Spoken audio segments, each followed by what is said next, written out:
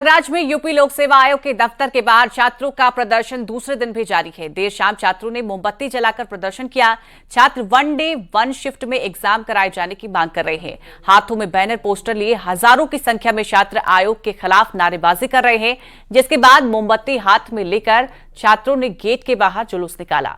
प्रतियोगी छात्र नॉर्मलाइजेशन का विरोध कर रहे हैं। प्रदर्शनकारी छात्रों का कहना है कि नॉर्मलाइजेशन किसी भी कीमत पर मंजूर नहीं है। छात्रों की दलील है कि एक बार भर्ती प्रक्रिया शुरू होने के बाद नियमों में बदलाव नहीं किया जा सकता। छात्रों का कहना है कि जब तक आयोग ने उन्हें लिखित आश्वासन नहीं मिल जाता, तब तक वो पीछे नहीं हटेंगे। प्रतियोगी छात्र पीसीएस प्री 2024 और आरओ 2023 प्री परीक्षा को लेकर विरोध कर रहे हैं। आज सुबह प्रयागराज के DM Ravindra Kumar, police commissioner Tarun Gaba और आयोग के सचिव अशोक कुमार समेत कई अन्य अधिकारियों ने आंदोलन कर रहे प्रतियोगी छात्रों से बातचीत की, लेकिन छात्र किसी भी कीमत पर पीछे हटने को तैयार नहीं है। छात्रों की दो मांग है। पहली मांग है एक दिन एक शिफ्ट और दूसरी मांग है नॉर्मलाइजेशन के तहत परीक्षा लेने की। यूपी लोक सेवा आयोग के बाहर प्रतियोगी छात्रों का विरोध प्रदर्शन लगातार दूसरे दिन जारी है और ये दूसरे दिन की रात है। आप देख सकते हैं कि जो गेट नंबर 2 है उसके बाहर तमाम जो प्रतियोगी छात्र हैं वो जमा हैं।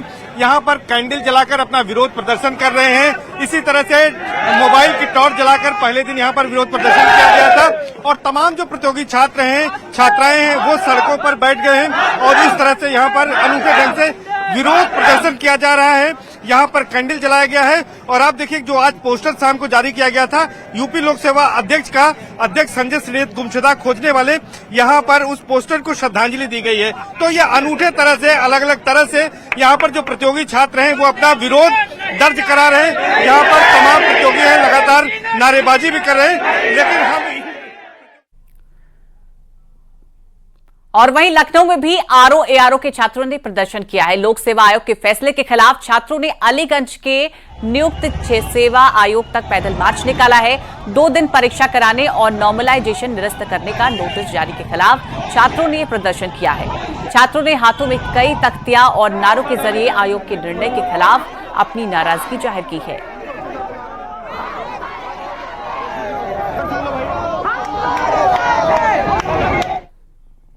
और महाराष्ट्र विधानसभा चुनाव में क्या मुसलमानों को बीजेपी के खिलाफ लामबंद करने की कोशिश हो रही है और क्या इसके लिए विदेशों से फंडिंग आ रही है? बीजेपी ने ये बड़ा आरोप लगाया है।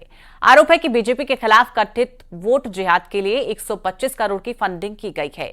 मालेगांव में फर्जी बैंक अकाउंट के जरिए रुपयों का लेन देन हुआ है। मामले में एफआईआर भी दर्ज हो गई है।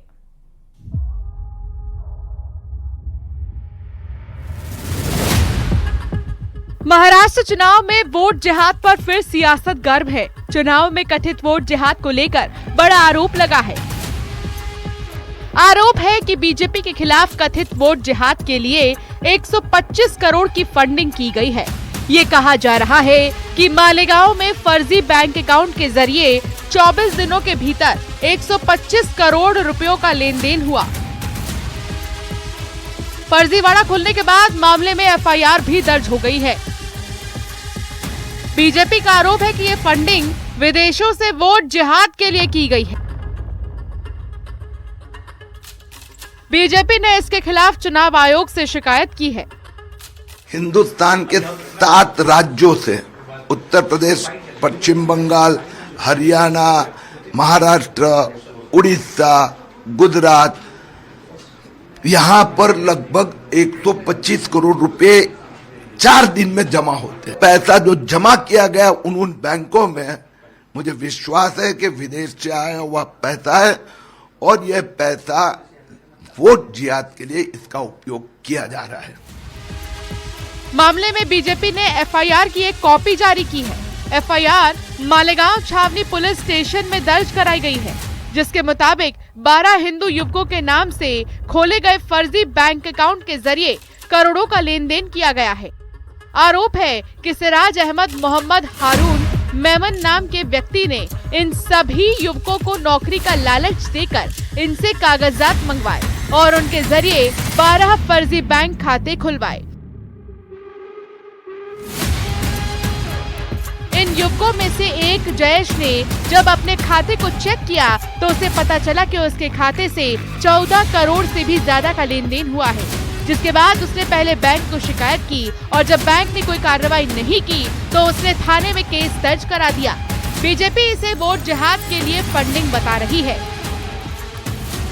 एक और महाराष्ट्र में बीजेपी के खिलाफ 125 करोड़ की वोट जिहाद फंडिंग के आरोप लगे हैं, तो वहीं झारखंड की 81 विधानसभा सीटों के लिए पहले चरण की वोटिंग से पहले बीजेपी के खिलाफ वोट फतवा जारी हो गया है। यह आरोप बीजेपी सांसद निशिकांत दुबे ने लगाया है। निशिकांत दुबे ने कहा है कि झारखंड में जमीयत उलमा नाम के मुस्लिम संगठन ने एक फतवा जारी किया है। इस फतवे में मुस्लिम समुदाय से कहा गया है कि वो अपना वोट इंडिया गठबंधन को दे।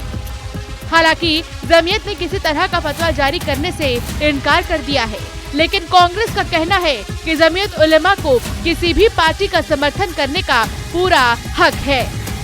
इंडी गठबंधन को ये बताना चाहिए कि ये देश बाबा साहब अम्बेडकर के संविधान से चलेगा या ये देश कुरान के आधार पर चलेगा, आयत के आधार पर चलेगा, मुस्लिम वक्फ बोर्ड के आधार पर चलेगा, सुन्नी वक्फ बोर्ड के आधार पर चलेगा, शिया वक्फ बोर्ड के आधार पर चलेगा। ये उनको बताना चाहिए और ये इस चुनाव में सबसे महत्वपूर्ण मुद्दा होने वाला है। राष्ट्रीय सेवक संघ अगर भारतीय जनता पार्टी की हिमायत करता है तो इस पर किसी को इतराज नहीं है। अगर जमीयतुल उलमा ने किसी राजनीतिक दल को हिमायत की है तो भारतीय जनता पार्टी को बड़ी परेशानी हो जाती है। जमीयतुल उलमा का हक है कि वो जिसकी चाहे हिमायत करे। वोट जिहाद को लेकर किरीट सोमैया मुस्लिम सेवा संघ के खिलाफ भी चुनाव आयोग से शिकायत कर चुके हैं। बीजेपी नेता नीतीश राणे ने भी पिछले हफ्ते एक वीडियो जारी कर महाराष्ट्र चुनाव में वोट जिहाद का आरोप लगाया था और अब कथित वोट जिहाद के लिए 125 करोड़ की फंडिंग के आरोप सियासी घमासान छिड़ गया है। Bureau report, news 18।